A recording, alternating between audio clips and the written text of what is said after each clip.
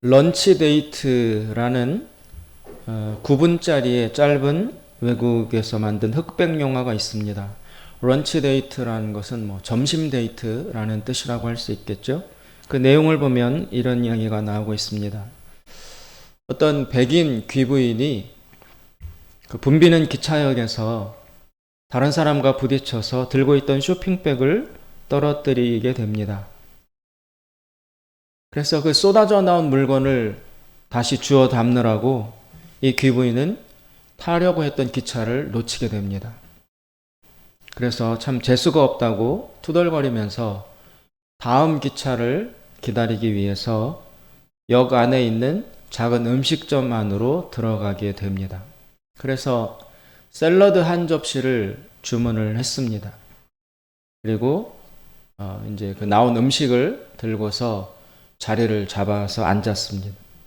근데 막 앉아서 샐러드를 먹으려고 하니까 포크를 안 들고 온 그것이 기억이 나서 다시 음식을 자리에 두고 포크를 가지러 카운터에 갔다 왔어요.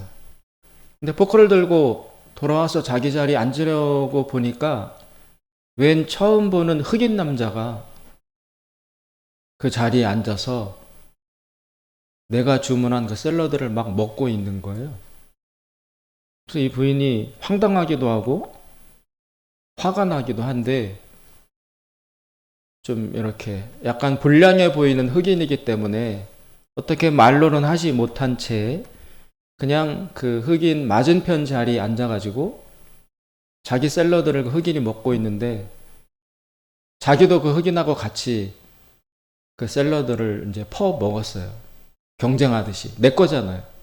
내 거를 무단으로 침입해서 저 먹고 있는 흑인에게 질세라 자기도 막 샐러드를 퍼 먹었습니다. 경쟁적으로. 그래서 흑인이 한번 퍼먹고 나면 내가 막 와구하고 이 부인이 샐러드를 퍼먹고 그렇게 하면서 신경전을 벌였습니다. 부인은 분노로 씩씩거리면서 흥분해서 마구 흑인을 노려보며 공격적으로 포크질을 했습니다. 그러다가 샐러드를 다 먹고 난 후에 흑인은 일어나더니 가서 커피를 2잔 뽑아와서 한 잔을 이 귀부인에게 주는 거예요. 그래서 안 그래 기분 나쁜데 그 커피 주는 것도 반갑지가 않았어요. 이 귀부인은. 그렇게 실랑이를 벌이다가 이제 차 시간이 어느덧 다 되어서 급하게 이 부인이 기차를 타러 밖으로 뛰어나갔습니다. 근데 차가 오기 몇 분 전에 생각해 보니까 들고 있던 쇼핑백을 식당에 그냥 놓고 나온 거예요. 그래서 불이 나게 뛰어가서 그 쇼핑백을 들고 오려고 식당으로 다시 들어갔습니다. 그런데 그 음식점 안에는 이미 흑인도 없고 아까 그 흑인도 사라지고 없고 쇼핑백도 보이지 않는 거예요. 막 당황을 해서 여기저기 막 둘러보더니 부인이 깜짝 놀라게 되었습니다. 왜냐하면 아까 자기가 앉았던 그 테이블 그 옆자리에 아무도 손도 대지 않은 온전한 샐러드 한 접시와 자기 쇼핑백이 놓여 있는 거예요. 귀부인은 그때 아차 깨달았어요. 흑인이 자리를 잘못 앉은 게 아니라 자기가 자기 자리를 두고 흑인 자리에 가서 앉아가지고 흑인의 그 사람 것의 샐러드를 자기가 막 뺏어 먹은 거예요. 자기가 자기 자리 엉뚱하게 두고.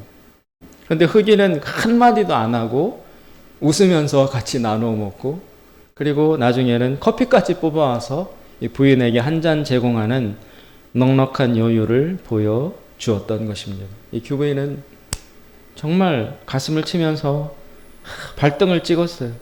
그렇지만 어느 데서도 흑인을 찾을 수 없었습니다.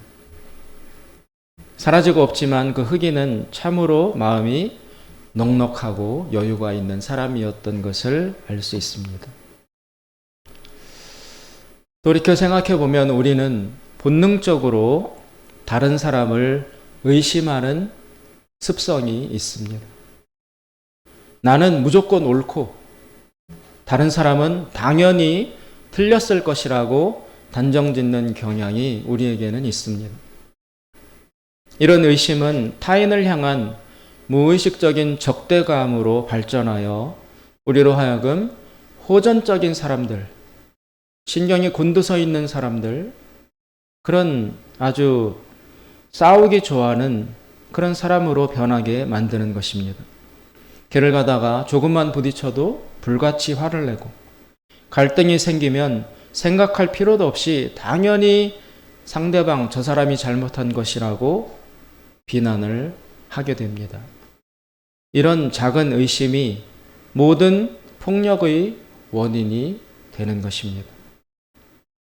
깊이 살펴보면 이렇게 남을 의심하고 자신은 정당하다고 생각하는 이런 마음 자세의 근원은, 그 뿌리는 바로 교만에 있습니다. 내가 제일 잘났다. 나는 항상 옳다. 내가 맞다. 내가 정당하다. 거의 본능과도 같이 우리 속에 들어있는 의식이 바로 이런 교만이라고 할 수 있습니다. 오늘 우리가 읽은 본문 말씀, 마태복음 5장 38절에서 48절까지의 10절 말씀은 예수님이 전하신 산상수훈 말씀, 마태복음 5장부터 7장까지의 말씀 전체 중에 있어서 가장 정점을 찍는 최고의 클라이막스에 해당되는 그런 말씀이라고 할 수 있습니다. 예수님의 가르침 중에 가장 이해하기 어렵고 가장 실천하기 어려운 최고난도의 말씀이라고 할 수 있습니다. 예수님께서는 산상수훈의 첫 시작 마태복음 5장에서도 아주 역설적인 말씀을 하셨습니다. 가난한 자가 복이 있다. 지금 애통해하는 자가 복받은 자다. 남으로부터 핍박받고 욕먹고 살아가는 사람이 복 있는 자다. 라는 이해할 수 없는 말씀을 선포하셨습니다. 그래서 그것도 우리가 받아들이기가 쉽지 않은데, 그것으로 끝나지 않고 이 5장 38절에 오면 우리 숨이 헉헉 막히는, 무심하게 성경을 그냥 읽어가면 충격도 받지 않고 가슴에 부딪히는 것도 없이 그냥 쉽게 넘어갈 수 있겠지만, 우리의 양심을 예민하게 하고 정말 하나님의 음성을 들어보겠다라는 진지한 마음과 순수한 자세로 이 마태복음을 읽어가다 보면 산상수훈에 이르러서는 우리는 정말 엄청난 도전 앞에 직면하게 될 수밖에 없습니다. 한 절 한 절 읽어나가는 것을 진행하기가 대단히 어렵습니다. 내 가슴이 저항하고 내 마음과 자아가 막 불평하고 불만하고 항거하면서 하나님 말씀의 그 벽을 넘어가기가 쉽지 않은 것입니다. 그런데 그 중에서도 오늘 읽은 이 38절과 48절의 말씀은 우리의 상식과 우리의 이성을 가지고는 도저히 뚫고 나갈 수 없는 최고난도의 말씀이라고 할 수 있습니다. 오늘 본문에서 예수님께서는 철저하게 우리의 상식을 넘어서는 행동을 명령하십니다. 잘 아시는 것처럼 39절부터 보시면 예수님은 이렇게 행동하라, 이렇게 살라고 명령하십니다.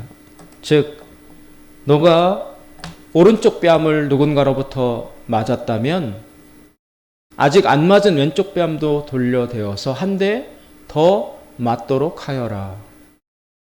두 번째, 어떤 사람이 너의 재산을 탐내서 모든 것을 다 뺏어간 이후에 이제 입은 옷밖에 남지 않은 정도가 되었을 때 그 사람이 이 옷까지도 뺏어가기 위해서 너에게 재판을 걸어가지고 너가 속에 입고 있는 옷, 와이셔츠나 남방이나 뭐 이런 것들, 그것도 그렇게 뺏어가려고 몸부림친다면 그것도 벗어주고, 거기서 그치지 말고 이 겉에 입고 있는 겉옷, 외투, 이것까지도 너 스스로 벗어서 그 사람에게 공짜로 제공해 주어라. 세 번째, 어떤 사람이 너한테 너를 붙들고 그 사람이 자기가 들고 있던 짐을 너한테 들으라고 하고서 여기서부터 오리까지, 즉 2km 정도 떨어진 거리까지 이 짐을 들어달라라고 요구해 올 때 너는 그 짐을 오리까지 2km까지 대신 들어주는 것, 그것만 하는 것에서 그치지 말고 그 사람이 말하지도 않았던 2km 오리를 더 들어다 주어라. 그래서 총 2배를 10리까지 들어다 주어라. 이렇게 행동하라고 예수님은 명령하고 계십니다. 이 마지막 세 번째 말씀은 배경이 있습니다. 당시 이스라엘은 로마의 지배를 받았습니다. 그래서 이스라엘 안에 로마 군인들이 항상 상주하고 있었어요. 그런데 그 로마 군인들에게 적용되는 법이 있었는데 식민지니까 로마 군인들이 군장, 이 배낭이나 군인이니까 여러 가지 군 장비들을 메고 들고 가다가 이스라엘 현지인 유대인들을 만나면 불러다가 자기 짐을 유대인에게 지라고 하고 들라고 하고 여기서부터 2km까지는 이 짐을 대신 들어 달라라고 합법적으로 명령하고 요구할 수 있었어요. 이스라엘 사람들은 그게 그토록 싫었어요. 아니 왜 식민지로 사는 것도 억울한데 로마 병사들이 아무나 붙들고 이 짐 들고 따라와. 그러면 2km까지는 아무 소리 하지 못한 채 들어줘야 되는 게 법이었어요. 그것을 어기면 처벌받았어요. 그래서 유대인들은 안 그래도 로마인들을 증오하고 있었는데 이 법 때문에 로마 군인들을 굉장히 싫어하고 만나면 회피하고 그랬었어요. 자기 시킬까봐. 그리고 그 들어다 주는 게 꼭 무겁고 힘들어서가 아니라 민족적 증오감인 거죠. 옛날 우리 일제시대 때 일본 사람들이 우리나라 아무나 불러서 이 짐 들고 따라와. 빠가야로 막 이렇게 하면 꼼짝없이 해주어야 했던 것과 비슷한 형국.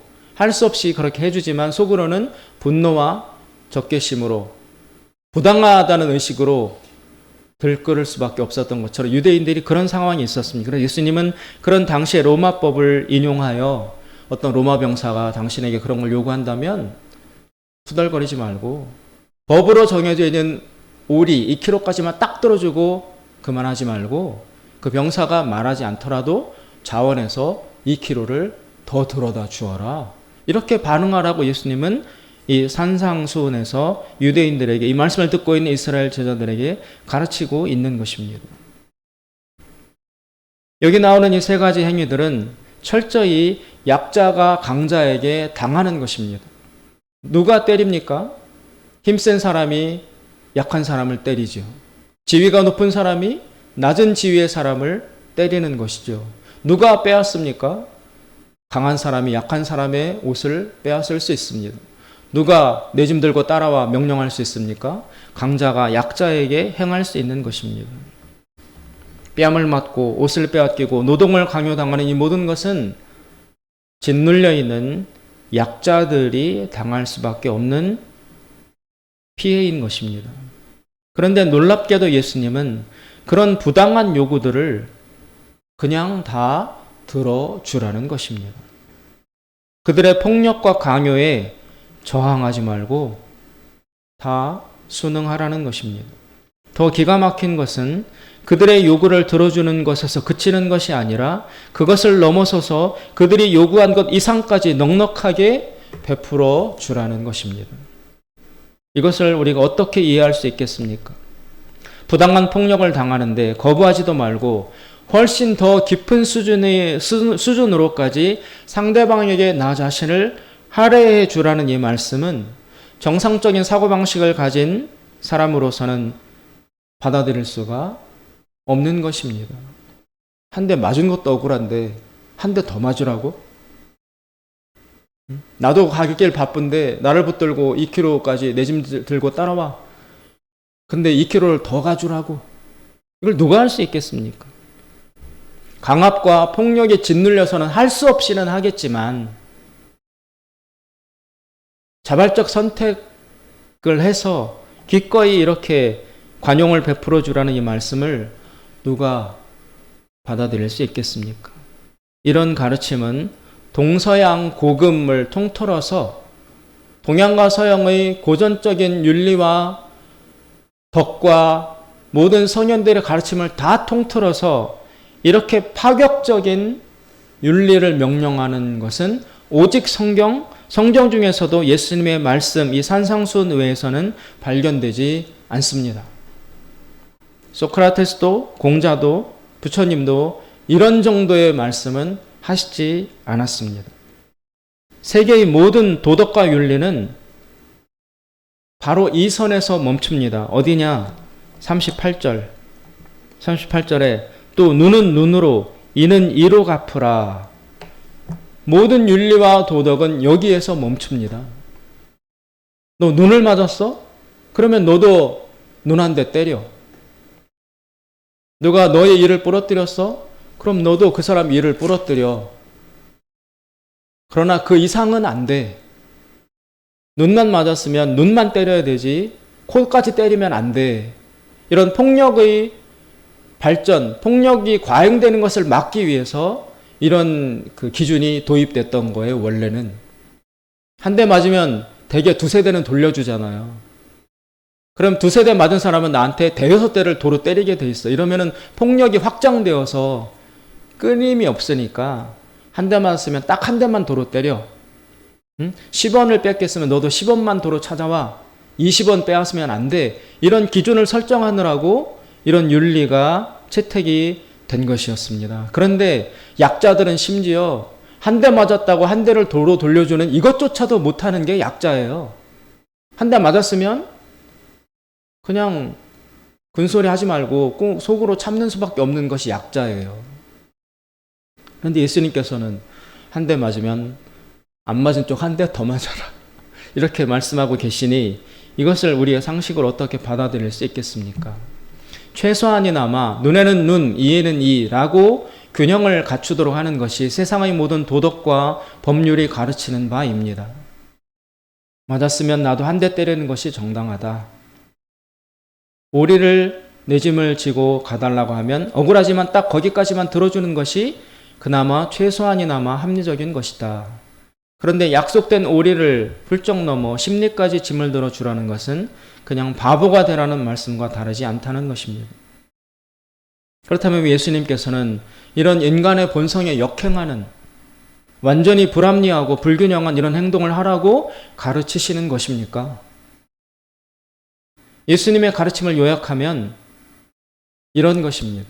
바로 상대방에게 은혜를 베풀라는 것입니다. 여러분, 은혜, 우리가 그토록 기독교 진리의 최고의 특성을 은혜라고 하거든요. 은혜. 찬양에도 은혜가 넘쳐나고 설교 속에서도 말씀 속에서도 기독교는 은혜를 빼면 시체입니다. 은혜. 은혜가 뭡니까? 값없이 받는 거예요. 주지 않았는데 받는 게 은혜예요. 원래 받기로 되어 있는 것보다 더 많이 받는 게 은혜예요.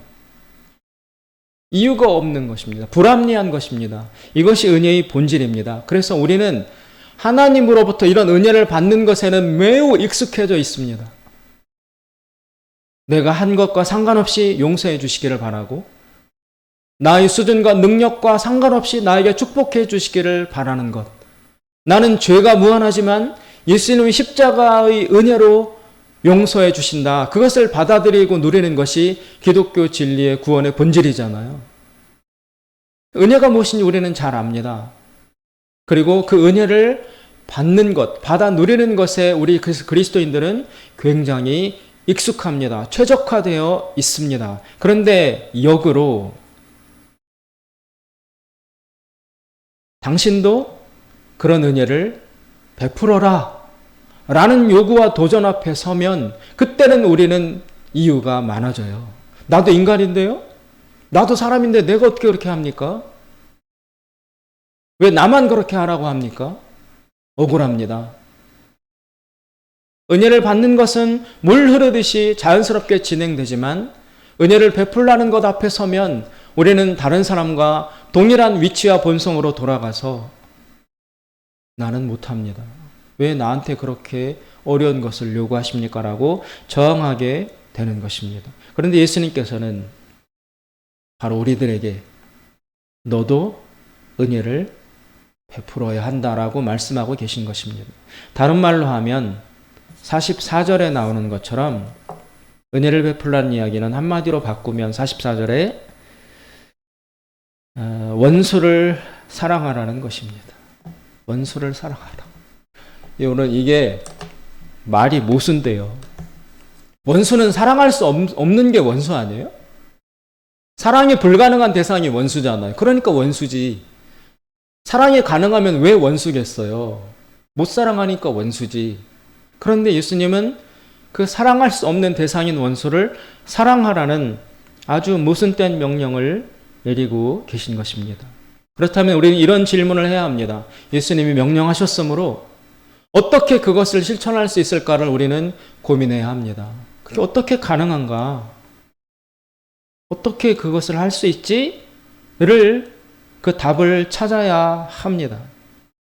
그 근거를 알아야만 우리가 그것을 행할 수 있기 때문인 것입니다. 오늘 말씀의 주제는 바로 거기에 있습니다. 예수님께서는 거기에 대한 대답을 이렇게 내려주십니다. 우리가 그런 불합리한 은혜를 베푸는 행동, 원수를 사랑하는 행동을 실천하기 위한 근거는 우리의 새로운 신분으로부터 찾아질 수 있다라는 것입니다. 예수님께서는 마태복음 시작하시면서 광야에서 마귀로부터 3가지 시험을 당하신 후에 공적인 생애, 메시아 그리스도로서의 사역을 비로소 시작하셨습니다. 그 공생애를 시작하시면서 맨 처음 선포하신 말씀이 중요한 이것이죠. 하나님의 나라가 오고 있다. 하나님의 나라가 시작되고 있다.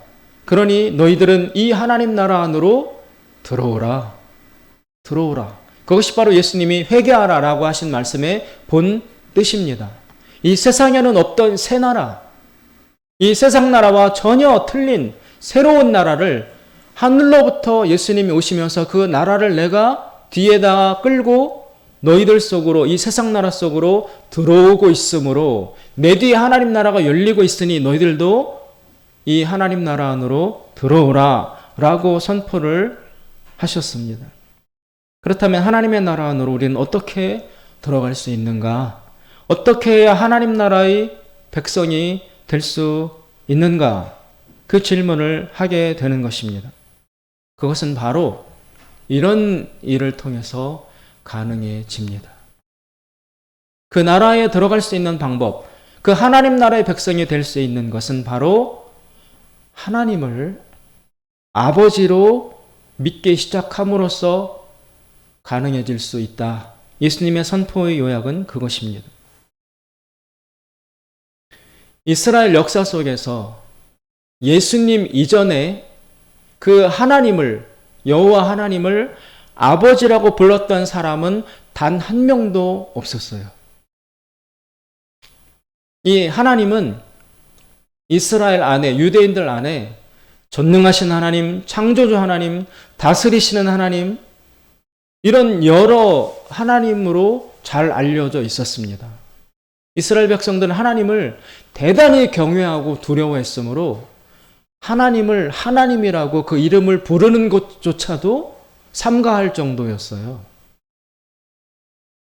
우리가 그 다른 사람이나 자신의 부모님, 아버님의 이름을 남에게 말할 때 그냥 누구누구 이렇게 안 하고 무슨 자라고 이야기하잖아요. 제 이름을 들어 설명하자면 우리 아버님의 조남은 윤성자 식자입니다 라고 그렇게 우리 흔히들 말하잖아요. 왜 그렇게 합니까? 자신의 아버지의 이름을 높이는 뜻으로, 아버지에 대한 공경의 마음의 자세로 그런 식으로 이름을 한자 한자 이렇게 떨어뜨려서 말하는 것이잖아요. 다른 분의 이름도 그렇게 우리가 불러드리고, 이런 식으로 이스라엘 사람들 안에서는 하나님을 하나님이라고 부르는 것조차도 경홀하다, 망령되다라는 의식이 있어서 하나님을 하나님이라고 안 불렀어요. 그래서 하나님을 하늘이라고 지칭하기도 하고, 또 뭐 주님이라고 바꾸어서 부르기도 하고 하나님을 하나님이라고 부르는 것조차도 두려워했을 정도였습니다. 그래서 이스라엘 백성 안에는 하나님 그러면 위대하신 분, 강하고 전능하신 분, 무서우신 분, 너무 높아서 우리가 다가갈 수 없는 분, 그런 의식이 깊이 들어 있었습니다. 하나님은 대단히 높으신 분, 저 멀리 계신 분, 우리가 감히 우러러볼 수도 이름을 부를 수도 없이 위대하고 높으신 분이라는 굉장한 거리감을 가진 채 하나님을 의식했었는데, 그런데 어느 날 나타나신 예수님은 그 하나님을 아버지라고 부르기 시작했습니다. 이것은 이스라엘 백성들에게 세상이 뒤집어지는 말도 안 되는 혁명적인 행동이었던 것입니다. 감히 하나님을 아버지라고 불러? 저 무례하고 저 경홀하고 어떻게 하나님을 아버지라고 부르냐? 하나님을 하나님이라고도 부를 수 없을 정도로 높으신 분인데 하나님을 건방지고 무례하게 아버지라고 부르다니 라고 그때 당시 유대 이스라엘 백성들이 예수님의 하나님을 아버지라고 부르는 호칭 앞에 경악을 했습니다. 이스라엘이 뒤집어졌어요. 하나님을 아버지라고? 게다가 예수님은 하나님을 아버지라고 부르는 것에서 그치지 않고요. 하나님을 아빠라고 불렀어요. 아빠라. 아바 아버지라고 할 때 그 아바가 아람어, 이스라엘 사람들이 썼던 언어로 아빠란 뜻이에요. 아빠란 말이에요. 그러니까 우리가 아빠라고 부르는 것처럼 그 이스라엘 백성들은 아버지를 아빠라고 불렀어요. 그럼 사람들끼리 우리 아빠 하는 건 애들에게 허용된 것이지만 감히 하늘에 계신 전능하신 하나님을 아버지라고 부르는 것도 망령된데 아빠라고 예수님이 부르기 시작하니까 이스라엘의 대제사장 서기관, 바리새인 서기관들은 다 뒤로 넘어져서 기절할 지경이었어요. 야, 어떻게 하나님 아빠라고 부르냐? 미쳤냐? 도른 거 아니냐? 예수님은 하나님을 아버지로 소개하십니다. 야, 우리가 믿는 그 하나님은 무섭고 멀리 계시고 전능하시고 위대하신 그런 우리가 알 수 없는 높은 하나님일 뿐만이 아니라 동시에 우리의 아버지이시다. 아니, 아버지인 정도로 그치는 것이 아니라 바로 하나님이 너의 아빠야. 아빠라고 불러. 나도 아빠라고 부르잖아. 라면서 하나님에 대한 친밀감을 혁명적으로 이 세상에 가져오셨습니다. 예수님은 제자들 앞에서 기도하실 때에도 거침없이 하나님을 아빠라고 부르면서 기도를 시작하셨습니다. 하늘에 계신 우리 아버지요. 그 아버지가 바로 아빠예요. 예수님은 하나님을 아빠라고 간단하게 호칭하면서 하나님과 친밀하게 대화해 나가셨습니다. 따라서 성경이 가르치는 우리가 가져야 될 믿음이란 다른 부차적인 것들을 다 떼어내고 엑기스만, 핵심만, 그 코어만 요약한다면 하나님을 아버지로서 신뢰하는 것, 그것이 우리 믿음의 본질이라고 할 수 있습니다. 그래서 믿음이 자란다는 것은 하나님을 아버지로 신뢰하는 것이 깊어진다는 것을 뜻합니다. 신앙의 성숙 여부는 우리가 하나님을 아버지로 얼마나 친밀하게 깊이 신뢰하는가에 좌우될 수 있습니다. 예수님께서는 하나님 나라 윤리를 지금 가르치고 계십니다. 그러나 그 하나님 나라에서의 윤리는, 도덕은 하나님을 아버지로 신뢰하는 자만이 지킬 수 있는 윤리입니다. 하나님을 아버지로 신뢰하는 그 믿음이 없는 사람은 예수님의 말씀을 지켜 행할 수가 없습니다. 그래서 한자 성어에도 여러분 무신분립이라는 말이 있어요. 무신분립, 없을무, 믿을신, 아닐뿔, 설립. 그게 뭐냐면 신뢰가 없으면, 믿지 못하면 설 수 없다. 믿지 아니하면, 신뢰하지 아니하면 존립이 불가능하다. 그런 한자성어가 있습니다. 남편과 아내 사이에 믿음이 없으면, 신뢰가 없으면 그 두 사람은 부부로 설 수 없습니다. 부모와 자녀 사이에, 권력자와 백성들 사이에 신뢰가 없으면 그 나라는 설 수 없습니다. 소비자와 생산자 사이에 신뢰가 없으면, 사장과 직원 사이에 신뢰가 없으면, 믿음이 없으면 그 사회는 설 수가 없는 것입니다. 마찬가지로 하나님과 우리 그리스도인 사이에 하나님을 아버지로 믿고 신뢰하는 그 믿음이 없으면 그리스도인의 삶이 성립될 수가 없다라는 것입니다. 노력으로 안 됩니다. 의지로, 결심으로 안 됩니다.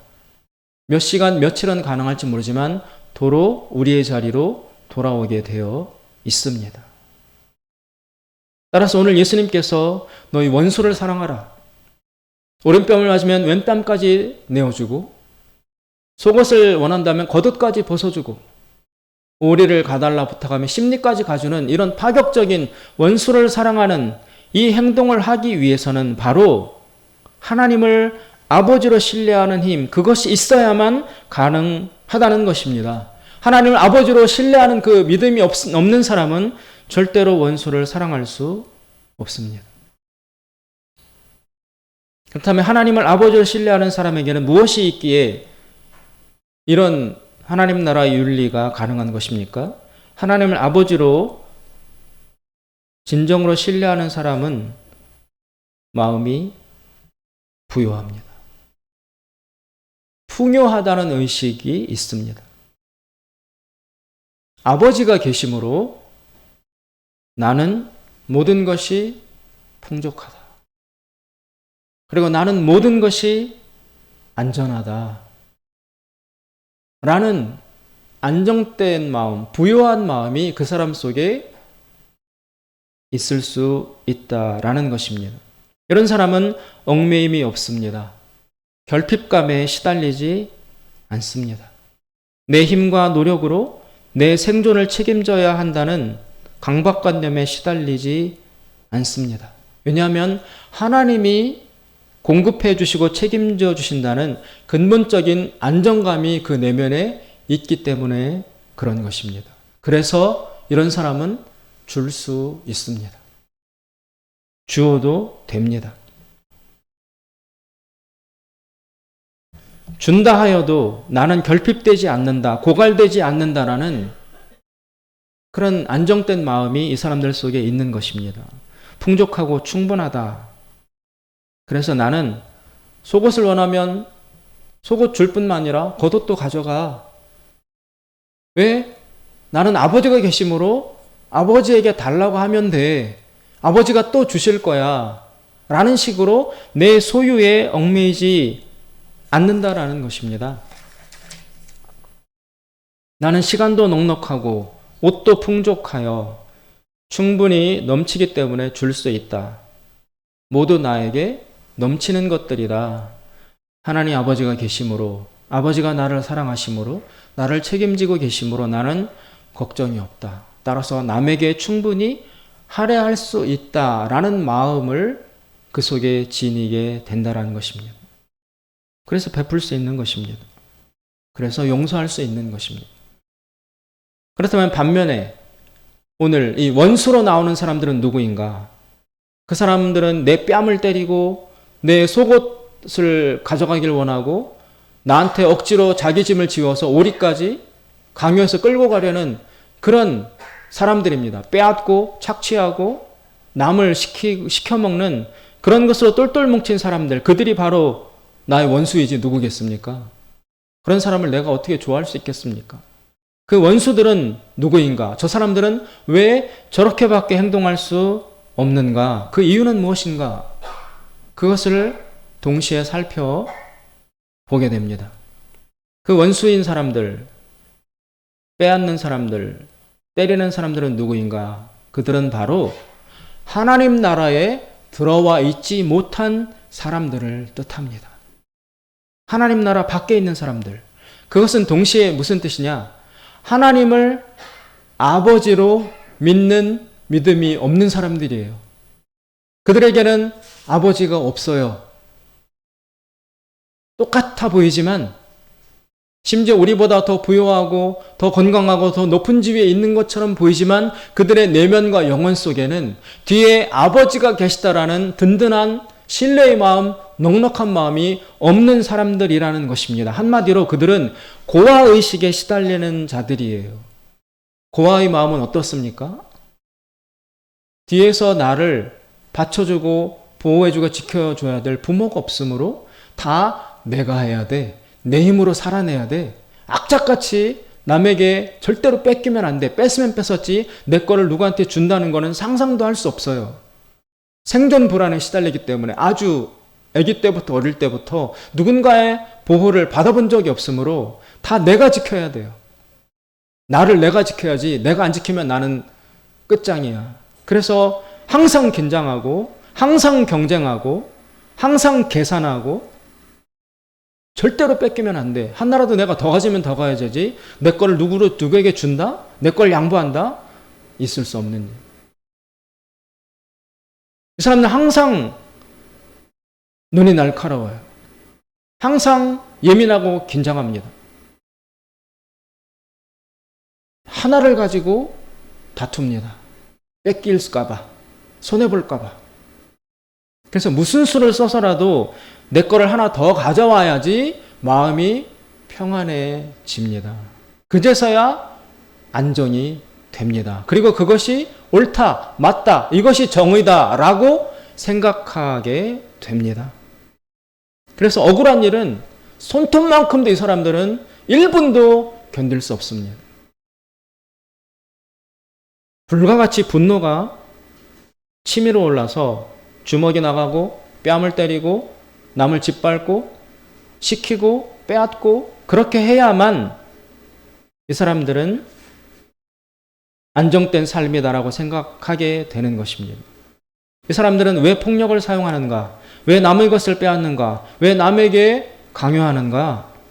아버지가 없기 때문입니다. 믿고 의지할 수 있는 때를 쓰고 어리광을 부리고 실수하고 넘어지고 내가 잘못을 해도 용서하고 커버해주고 받쳐주고 보충해주고 그래서 나의 부족함을 내가 넘어지더라도 내가 부족하더라도 내가 실수하더라도 다 뒤에서 받쳐주는 백업해주는 보충해주는 그래서 평상성을 늘 회복하게 해주는 든든한 뒤에 아버지가 없기 때문에 이들은 평강이 없고 부여함이 없고 마음의 여유가 없는 것입니다. 늘 불안에 시달리고 결핍감에 쫓기며 두렵고 억압과 피해의식에 짓눌려 있습니다. 그래서 자기 것에 그렇게 집착하는 것입니다. 그리고 난폭해지는 것입니다.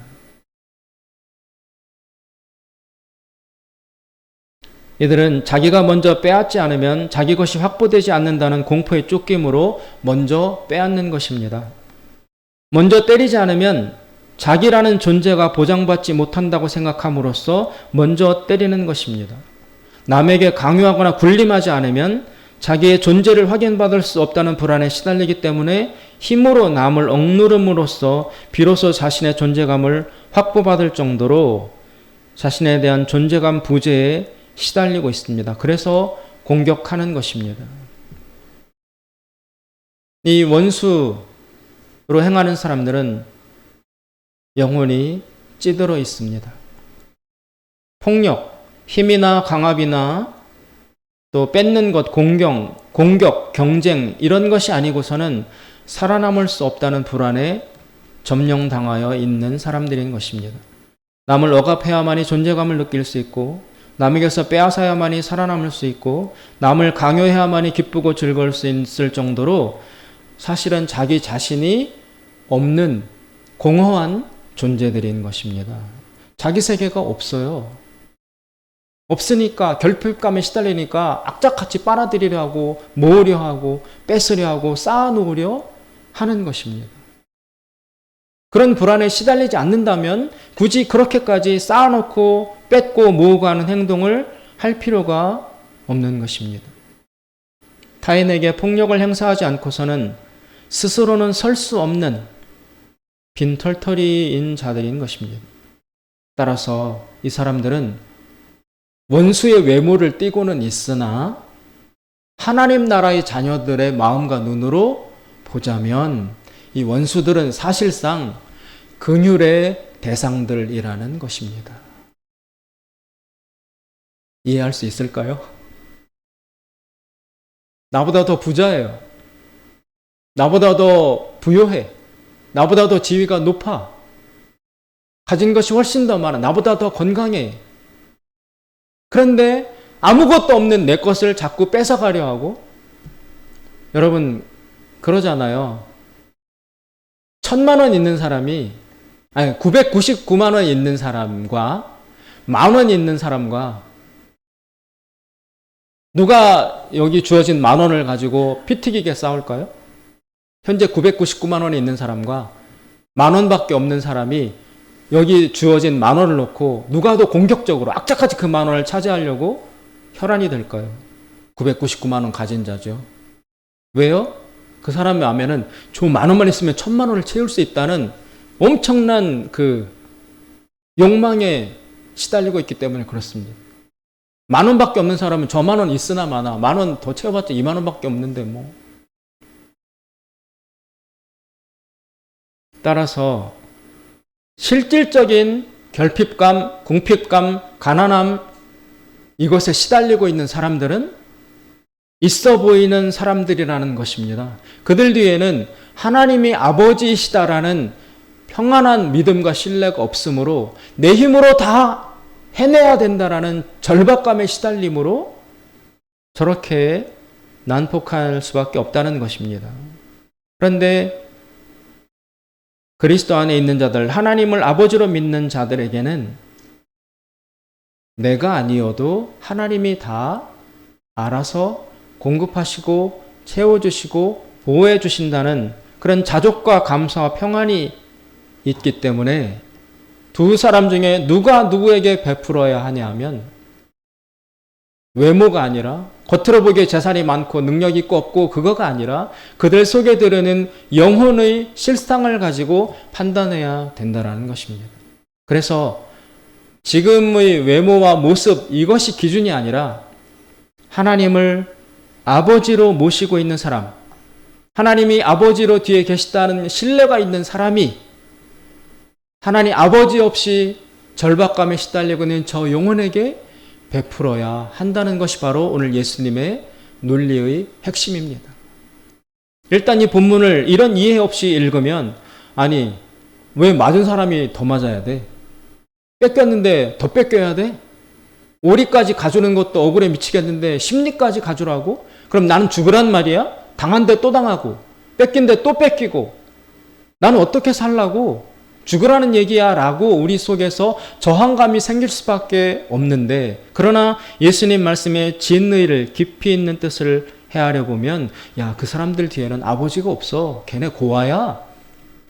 고아의식에 외로움에 공포와 두려움에 쩔쩔 매는 사람들이야.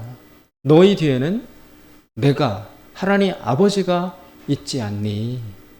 이 신뢰가 진실하다면, 이 하나님을 아버지로 믿는 믿음이 정말 사실이라면 이 사람들은 그 하나님 아버지를 믿는 믿음 때문에 모든 경계가 풀릴 수 있다라는 것입니다.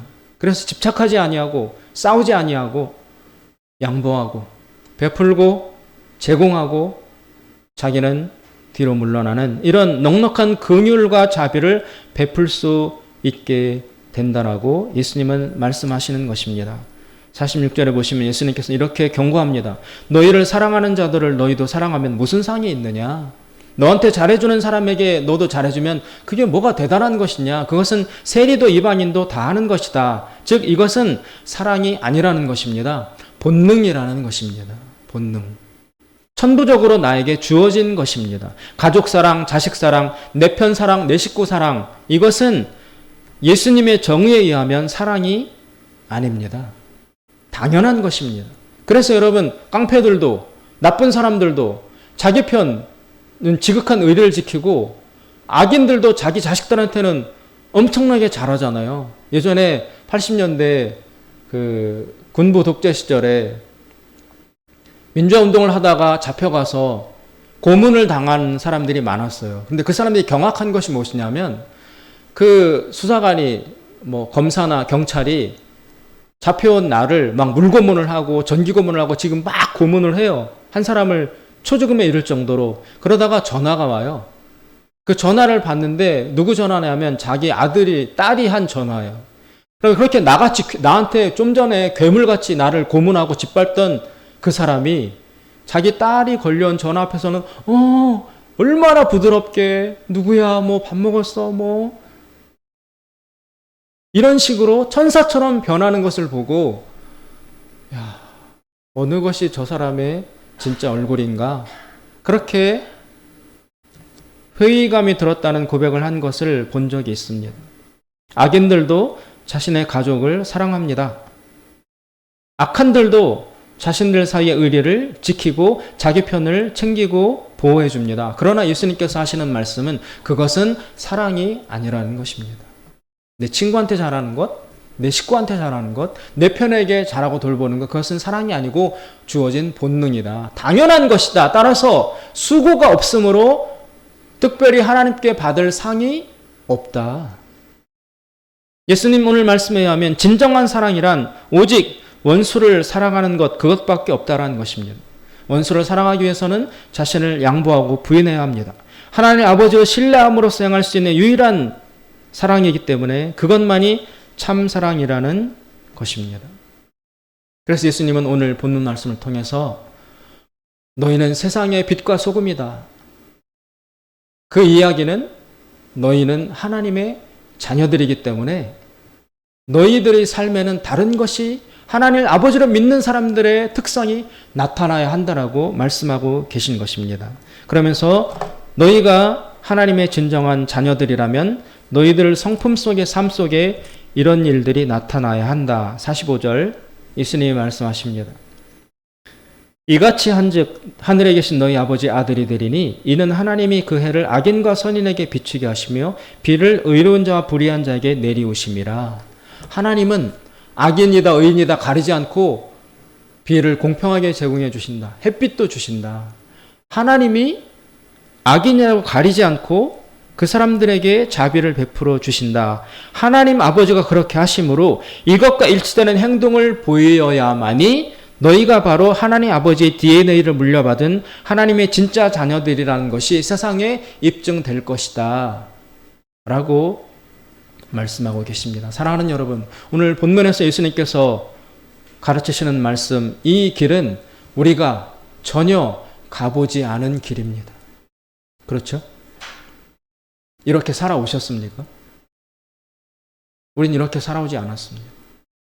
오히려 아버지 없는 자처럼 결핍감에 시달리고 경쟁심에 짓눌리며 하나라도 손해볼까봐 불안에 떨며 그렇게 살아왔던 것이 우리의 정체성입니다.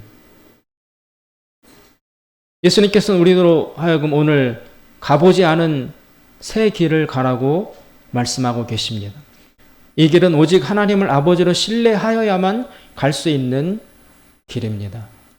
이스라엘 백성이 출애굽한 이후에 광야길을 걸어갈 때 하나님을 믿는 신뢰가 없었으므로 하나님을 의심했으므로 불평하고 불만하다가 넘어졌습니다. 거기서 우리가 얻을 수 있는 교훈이 무엇이냐면 설사 나빠 보이는 것이 우리 앞에 삶에 찾아온다 할지라도 그것만 가지고 넘어지거나 시험에 들면 안 된다라는 것입니다. 그 순간에도 하나님 아버지를 믿음으로써 우리 하나님 아버지는 이 나빠 보이는 악이 고통과 불행이 찾아온다 할지라도 이것을 변하여 마침내는 선과 복이 되게 만들어 주실 분이시라는 것을 믿는 신뢰가 있어야만 일희일비하지 아니하며 주어지는 일 하나하나에 넘어졌다 일어섰다 이렇게 하지 아니하며 굳건히 하나님만 바라보며 주어지는 일과 상관없이 이 길을 걸어갈 수 있다. 예수님이 하나님이 이스라엘 백성들에게 너희가 왜 나를 의심하느냐 라고 하나님이 말씀하셨었어요. 의심이란 신뢰하지 못한다라는 것입니다. 하나님을 아버지로 믿는다면 나에게 고통으로, 아픔으로, 불행으로 나빠 보이는 것으로 찾아온다 할지라도 그것 때문에 하나님은 안 계셔, 하나님은 나를 사랑하지 않아 라고 딱 멈추고 돌아서는 것이 아니라 그 순간에도 하나님을 끝까지 신뢰함으로써 나쁘게 찾아왔던 것이 궁극적으로는 선하고 좋은 것으로 바뀌도록 하나님이 나를 보호해 주실 것이다 라는 그 믿음을 가지고 끝까지 하나님 바라보며 흔들리지 아니하며 그 고통을 받아들이는 것, 그것이 바로 믿음이라는 것입니다. 이 믿음이 있어, 이 신뢰를 있어야 오른뺨 맞아도 한 뼘 더 내밀 수 있고 속옷 달라고 하면 겉옷까지 벗어줄 수 있는 것입니다. 이렇게 말씀을 전하지만 오늘 말씀을 지킬 수 있다, 쉽다라고 자신은 절대 못하겠습니다. 두렵습니다. 과연 이렇게 살아낼 수 있을까? 두렵고 자신이 없습니다. 그러나 이렇게 하지 않고서는 이 세상 모두가 사로잡혀 있는 이기심으로부터 벗어날 길은 없습니다. 그리고 그 이기심으로부터 벗어나는 사람이 한 명도 없다면 이 땅에 하나님의 나라는 이루어질 수 없는 것입니다. 그래서 오늘 예수님께서 오늘 말씀을 통해서 내 아들들아, 내 자녀들아, 내 제자들아, 새 길을 가라. 이것은 너희가 가보지 않은 길이다. 간 적 없는 길이다. 그러나 너희가 나를 믿음으로, 나를 신뢰하는 마음으로 나를 따라온다면 이 땅 가운데 너희가 새 인류가 될 것이다. 그리고 그 새 인류를 통해서, 새 사람들을 통해서 이 땅에 하나님의 나라가 실현될 것이다 라고 예수님의 비전을 오늘 선포하고 계신 것입니다. 사랑하는 여러분, 서로 중보하며 서로 격려하며 예수님 가르쳐 주신 이 가보지 않은 새 길을 우리가 시작해야 하겠습니다. 혼자서는 불가능합니다. 서로 격려하며 위로하며 세워주며 중보하면서 힘을 내라고, 하나님 바라보며 이 길을 끝까지 가라고, 원수를 사랑하라고 해주는 이 받쳐주는 공동체의 사랑이 있어야 갈 수 있는 길입니다. 바라기는 작고 부족하지만 우리를 통해서, 우리 교회를 통해서, 우리 성도들을 통해서 이 하나님 나라가 이 땅에 실현되기를 예수님의 이름으로 축원드립니다. 기도하겠습니다. 자비로우신 하나님 아버지, 나의 실상을 하나님이 너무나 잘 아십니다. 나는 아버지가 없는 마음, 고아와 같은 마음으로 시달리며 살아왔습니다. 그래서 늘 평안이 없고 결핍감에 시달리고 경쟁심과 분노에 사로잡히기 일쑤였습니다. 이제부터 예수님을 통하여 하나님을 아버지로 믿고 아빠로 믿고 신뢰하는 그 삶을 살아가고자 하오니 주여 나를 받아주셔서 하나님을 아버지로 믿는 그 믿음이 풍성해질 수 있도록 축복하여 주시옵소서. 예수님의 이름으로 기도드리옵나이다. 아멘.